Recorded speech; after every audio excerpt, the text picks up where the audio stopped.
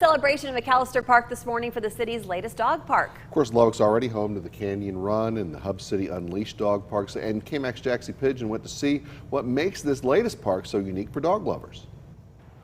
Brian, Lauren, I'm out here for the grand opening of McAlister Dog Park, the third of the public parks in Lubbock and the biggest one. It goes all the way behind me and extends in front of me too, and it looks like the community is excited for the great unleashing.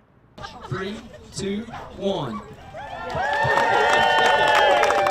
After almost 3 years in the making, a new bark park opened its gates in southwest Lubbock. Former Lubbock City Councilman Randy Christian, who's led the project, says he was blown away seeing the community actually use the dog park for the first time.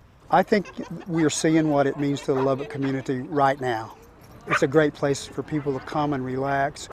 McAlister Dog Park is at the corner of Milwaukee and the Marcia Sharp Freeway, not far from the fastest growing area in town. And as you can expect, these residents are finally glad to have a dog park much closer to home. This is much needed. The two parks, in comparison to where I live, are further away.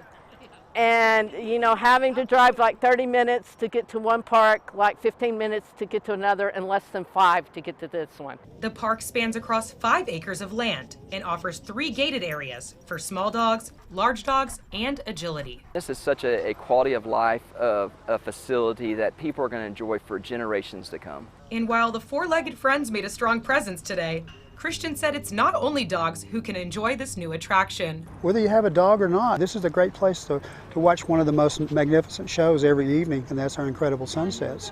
But I do think that this really is the light switch for the rest of the park. People now see that this is legit. Well, the tails are wagging, the people are smiling, and it is a nice sunny day out here for the grand opening.